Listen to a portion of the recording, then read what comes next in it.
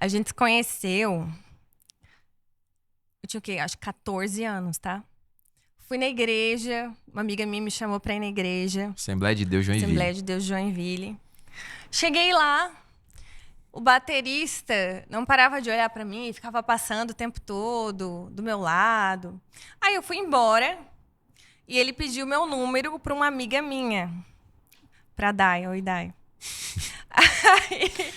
Aí, eu lembro que eu tinha na época aquele celular Siemens, lembra? Aquele laranja, acho que era da Sandy Júnior. Olhei assim.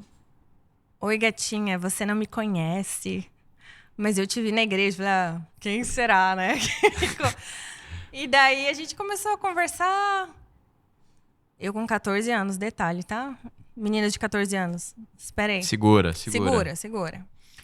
E a gente começou a conversar nas nossas indas e vindas do amor, até que eu tinha 16 anos, 16 anos, dois que a anos gente depois. começou a namorar mesmo, né, com a bênção dos nossos pais. E com 17 anos, eu casei, o Naniel tinha 18. É. Então, É pra nesse. entrar em mais detalhe? Vamos entrar em mais detalhes, porque é importante. Lá na frente, em toda a nossa história, vai ser importante. É, mas eu, filho de pastor da Assembleia de Deus, né? Filho de pastor da Assembleia de Deus.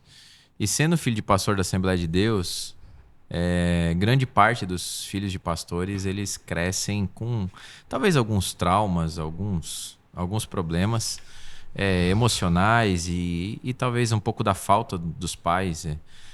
Eu amo a Assembleia de Deus, sou fruto da Assembleia de Deus, mas já fazendo um primeiro adendo aqui, né? A Assembleia de Deus usa muito essa palavra, né? Mas se tem algum líder da Assembleia de Deus, e se você aceita ouvir um conselho de um jovem pastor que Deus está formando nesse tempo, às vezes o excesso de programação deixa os filhos sem pais, né? E os pais sem os filhos.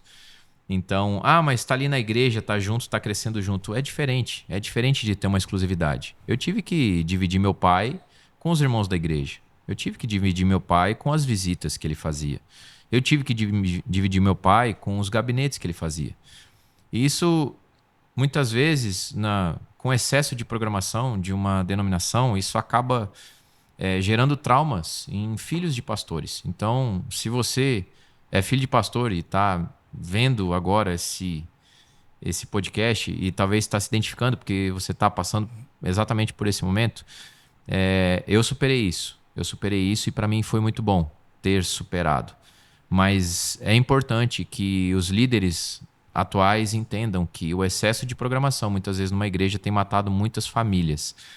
E quando eu cheguei aos meus 16 anos, 17 ali, eu junto com os meus pais, os meus pais sempre me ensinaram no caminho do Senhor, então eu tive alguns problemas na minha adolescência, não por conta dos meus pais, por conta da minha falta de caráter mesmo, que eu passei por essa fase. E uma das coisas que eu era meio namoradorzinho demais, né, meu amor? Meio ele tá sendo assim, bem, bem gentil, né? Prova disso é a história que a Julie contou, né? Que a gente. Aqui Ela é real, tá, é gente? real. Real. Eu não vou ficar passando pano pra mim mesmo aqui. E tanto é que a Julie ela chegou naquele momento ali, na primeira vez que ela foi na igreja, eu já fui pro ataque já fui pra cima.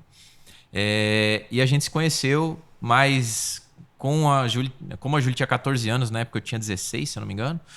Então eu tava nessa fase muito namorador demais, sem querer compromisso real. E aí foi onde eu, infelizmente, É, decepcionei o coração, né? é. Decepcionei o coração da Julie. E ela meio que fechou o coração pra mim. Eu fui uma vez e aí quis ficar com ela e tudo mais. E ela achou assim, agora vai. Aí eu pulei fora. Aí, de repente, depois de uns meses, aconteceu de novo. E aí eu pulei fora e tudo mais. É uma mariposa. Tem um bichinho aqui, tá tudo certo, estamos em casa. E aí aconteceu de novo, até que chegou o ano de 2007.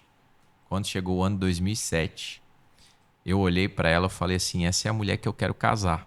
Só que adivinha, nessa terceira vez, talvez, terceira ou quarta vez que eu tava indo investir na Julie, ela não acreditou mais. E eu lembro que eu fui e tentei dar um beijo nela. Tentei dar um beijo e ela falou assim: não, senhor. Tu vai me dar um beijo e vai vazar igual as outras vezes. Aí eu falei: não, mas agora é sério. Aí ela falou: não acredito que é sério, porque tu já fez isso outras vezes. Aí eu lembro até hoje que eu falei assim: eu falei, então eu vou falar com teu pai. Aí ela falou assim: vai falar com meu pai? Eu falei: é. Não precisa me dar beijo, não precisa namorar comigo, não precisa pegar na minha mão, não precisa fazer nada. Só assume um compromisso comigo aqui e eu vou te provar que eu mudei. E realmente, foi dia 25 de janeiro de 2007. Aquele dia, daquele dia em diante, o velho Ananiel morreu por uma decisão que eu tomei.